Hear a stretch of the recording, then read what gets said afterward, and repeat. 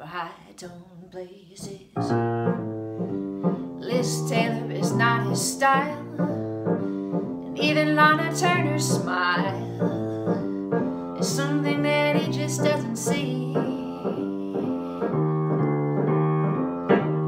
My baby don't care who knows it. My baby just cares for me.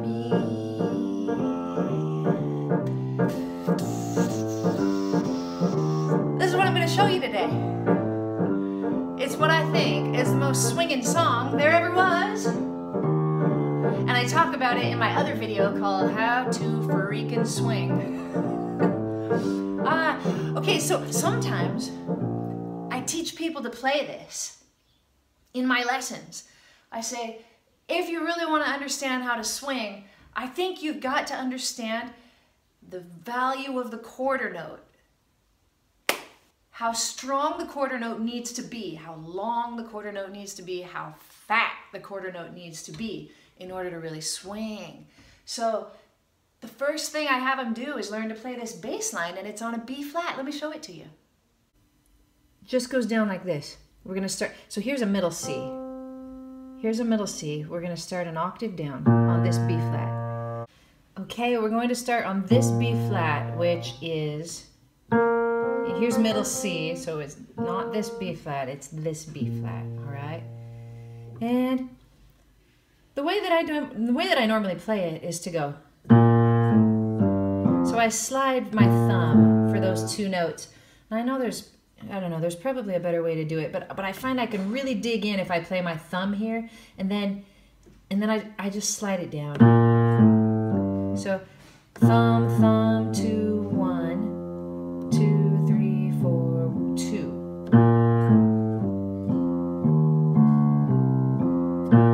It would work as well if you did 2, 1, which would be correct.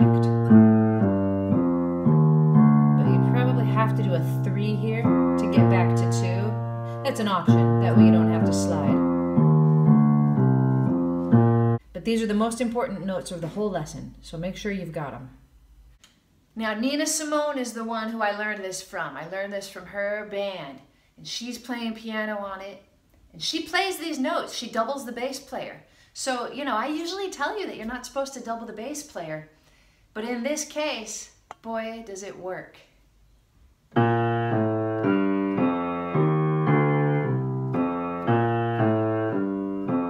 gotta hold each of them really long, right until the next one happens. There's no space between them.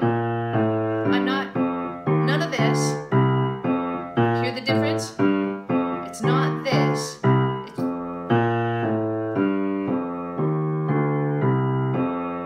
Hear the difference? It makes a big difference. It makes all the difference in the world not to have any space between those quarter notes. And if you have trouble playing it, especially with your left hand, sing it.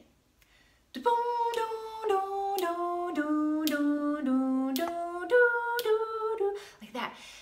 Give yourself a little snap on 2 and 4, and make sure that you're singing it and you hold it all the way out to the next one. It's kind of a bad key. Maybe you need to do it an octave lower, but then you probably can't go that low.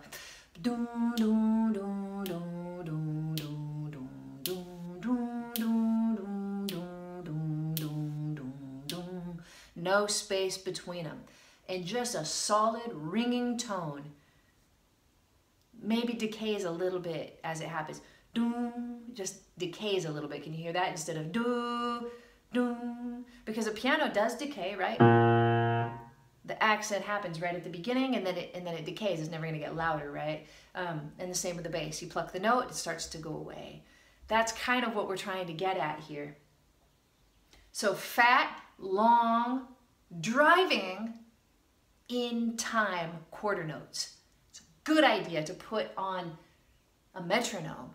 You find the click right here. Put on Nina Simone's recording. Don't use mine. Hers is better. We find out where the click is. We put the metronome right there, and you match it.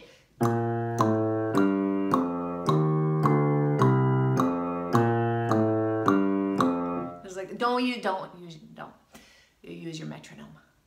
Another thing you can do, you get the Drum Genius app. and you find a nice brush pattern. I think there's, in the jazz medium swing, there's an Elvin Jones brush pattern that's so nice. Now it's a little bit hard to follow. It's kind of, and it might be hard for you to know where one is if you listen to that. So your metronome might be a better idea.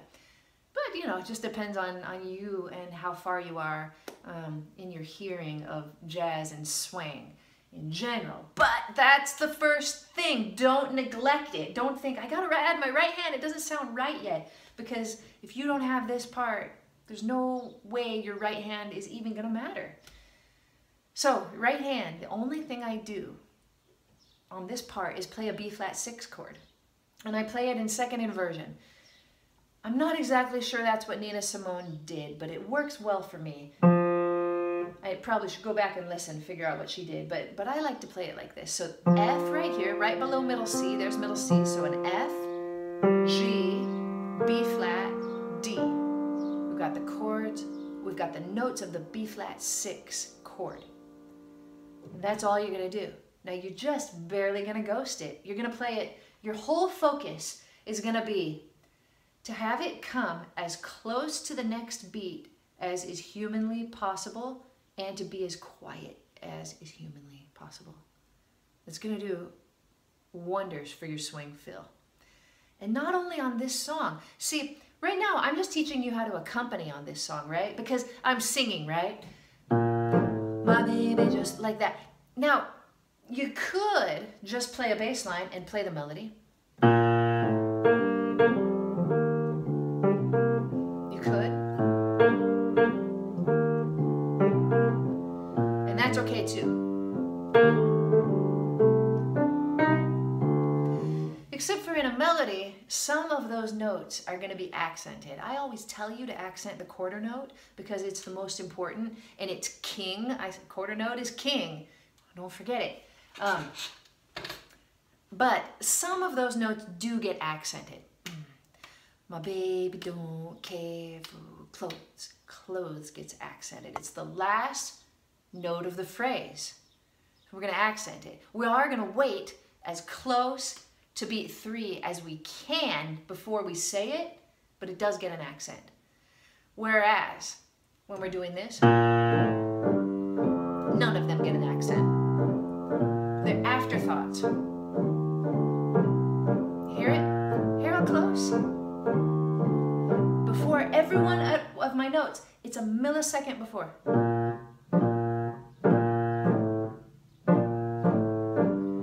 Now, sometimes when I teach, people have been taught to swing with triplets. Do you see what happens when I do that? All of a sudden, it just becomes a little less and a little more. I should put that in slow motion.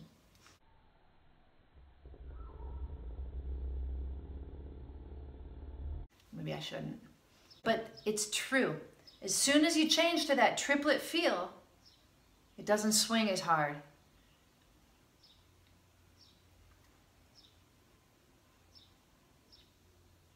Now, it's not to say that all of the time when I'm swinging, I'm doing that. There's some times when we straighten out our eighth notes just a little more to give some feeling, or we lay back, or we push ahead. Jazz is difficult, and it's a sea of stuff. It's a world of phrasing. I'm just helping you with one part of it, but I think it's the most important part, and it's the swinging part. All right, so back to it. It's not. Do you hear how loud my right hand is? Way too loud. And I'm on triplets. So you kind of, I mean, some people really like to break it down and think about it like it's 16th notes. And they'll say, Amy, are you talking about...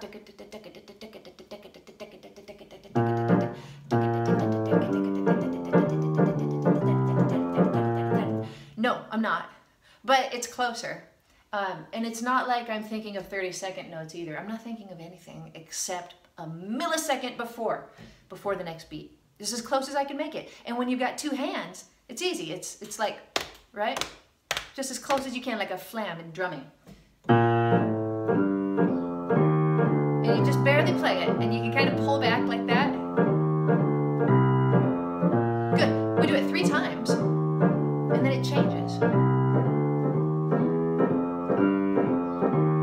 we do right there is go to a C minor chord. Guess what? I will make you the lead sheet for this song. I'll write it down in my beautiful handwriting, and I'll have it available on my website, aimeenolte.com. Put a little card up here for you so you can click it if you'd like. The thing that I won't write out is the bass line, so that's the thing that I'm going to show you close up from time to time in this video. So now when we go to this C minor chord, let me show you what to do. Right, the clothes, my baby don't care for shows. My baby just cares for me. Here we go.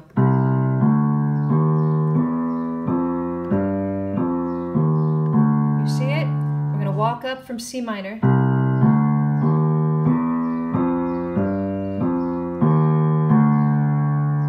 Okay? And then we've got D7 that's coming up next. Let me go ahead and show you the C minor for the right hand. The right hand is going to play a C minor chord, just a regular old C minor 7 chord in second inversion, right here. So we've got doo, doo, doo, doo, doo, doo, doo, doo. We're going to change from C minor to F7. It's a 2-5 in B flat. C minor, F7. And we also add the 9 on the F7 chord. So it's going to sound like this.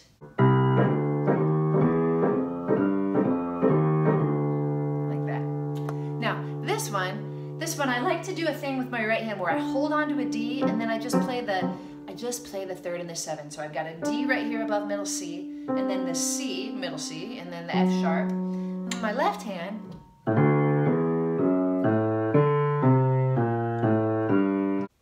I'm going to hold on to this D with my pinky, and then with my 4th and 2nd finger, I'm going to play that 3rd and 7 of the D7 chord. Left hand is easy. It's just 1, 2, 3, 5 on a D.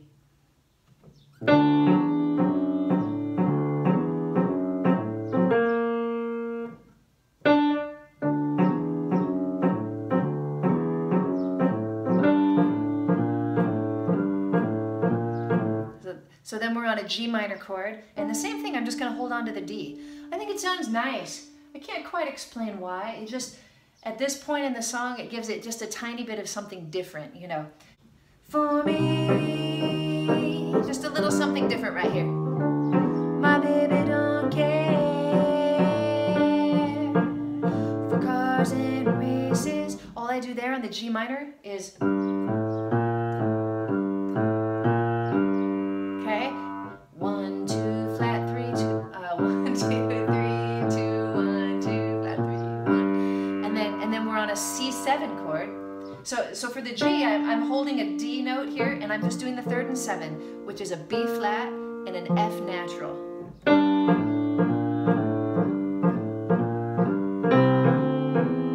Now we move it down, right? We play a C, and we've got the 3rd and 7 of C.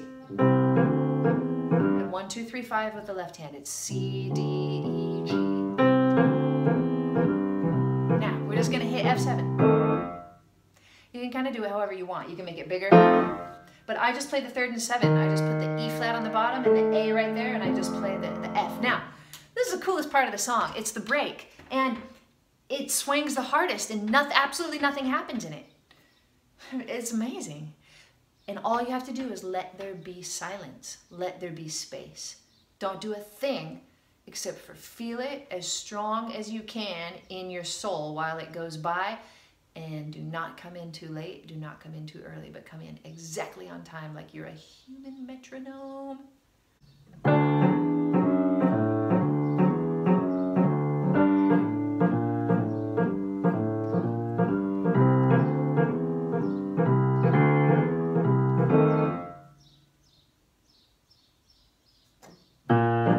Right on time. Now there's some birds outside that distracted me.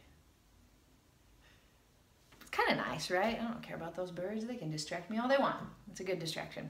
Then when you come back in, your left hand has got to be boom, and you can even give it a little bit of an anticipation.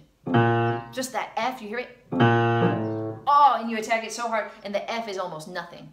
And you're back. Just the same thing. Even Lana Turner's smile is something that it just doesn't see. Now we're E flat. I got an E flat 6 chord, which was really close close to my B flat 6 chord. B flat 6 was here. E flat 6 is really close. It's G, B flat, C, and E flat.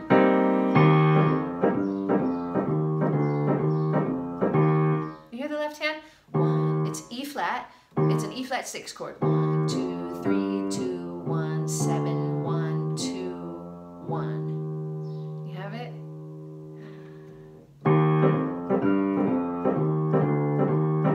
Now for those of you who read music, you should be jotting down this bass line. This is the homework I give you.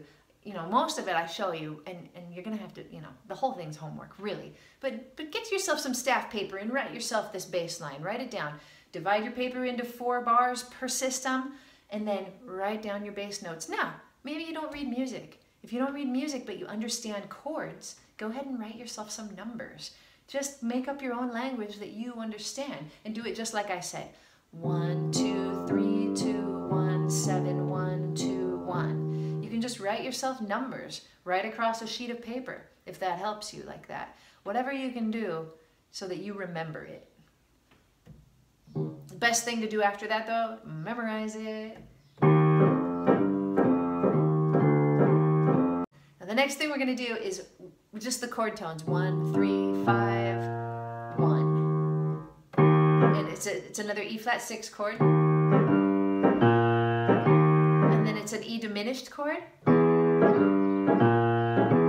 So we're just going to do E, G, B flat, E. Okay? I'll show you the whole thing in the end too.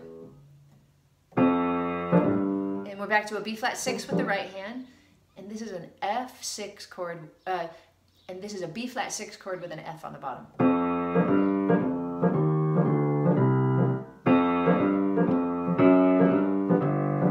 That's a G7 chord. So F6. Okay. F, G, F, F sharp, G. Let me back up a little bit and show you my left hand. I think I need to show it to you.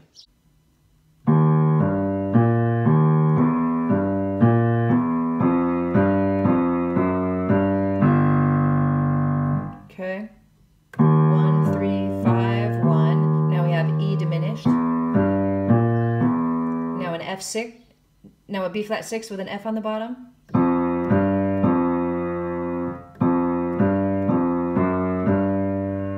That's how we play the B flat with the F on the bottom. We're just gonna go. That's our G7 chord. And then a C minor. This is a 2-5 to lead us back to the beginning of the tune. Okay, that's a great way to walk a bass line on a 2-5. 1, 2, flat 3, 3, 4, 5, flat 6, 7, 1, and then you're back to the beginning. And then the tune starts again. So, one more time. Even when I play this in front of people, like at a gig, I am focused so hard on these things that I'm talking about. I'm focused so hard on my quarter notes not being detached and playing the right quarter notes, and being right in time, barely playing this chord. The more I think about it, the better job I can do. My baby don't care for clothes. My baby don't care for shows. My baby just cares for me. My baby don't care for cars and races. My baby don't care for high-tone daisies. Liz Taylor is not his style. Even Liberace's smile is something that he just doesn't see. I hit that one a little harder, don't I? Right when we're coming around on the 4 chord, 2, 3, 4. My baby don't care. All I do right here is an E diminished chord with a G on the bottom. E fully diminished chord. 7. Who knows it? Back to my B flat 6. Knows it. Just an easy old G7 chord in third inversion. F, G, B, D. And then just up a step to a C minor 7 chord that we did before with G, B flat, C, and E flat. My baby just cares. And then we just change the B flat to an A, and we've got our F7 chord, actually a F9. Cares for me. And then we're back like this. You can even put a little vamp like this between choruses and then solo.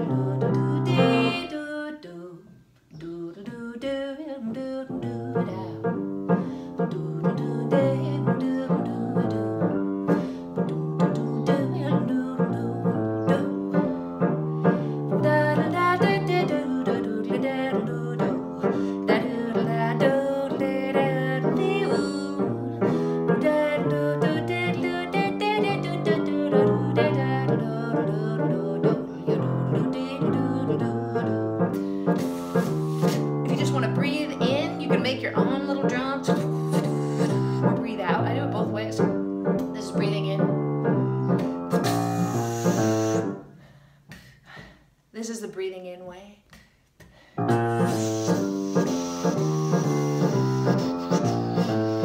that's breathing out.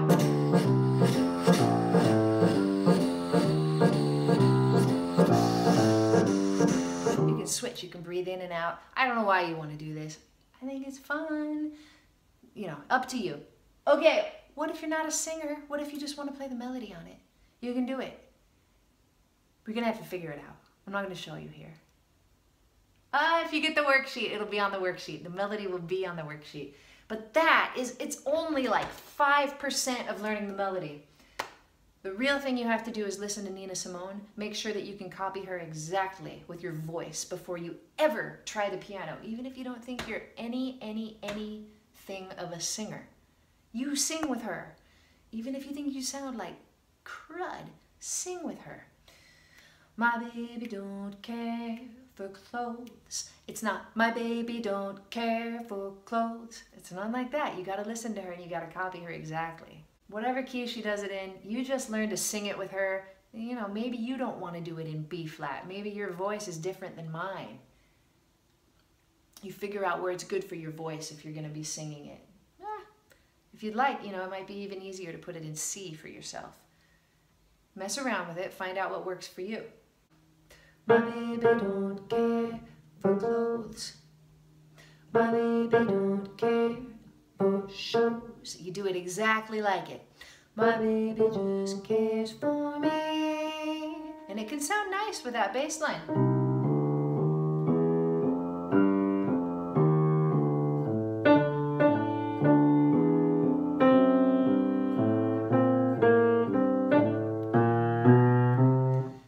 You can do both if you'd like as well. It's a little more difficult, but you can.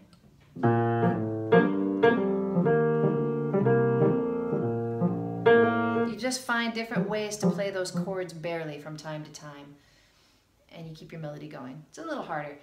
My main purpose today is not to teach you to play a solo piano piece on this song. It's not even to teach you to sing this song. It's to teach you to feel the swing. It's the main purpose. I use this all the time in my lessons. It's the fat quarter note. It's the very slightly played offbeat that is a millisecond before the next beat that comes. These are the things I want to sink in for you. It's a great way to do it. Guitar players, I think you can do it on the guitar. I think you can.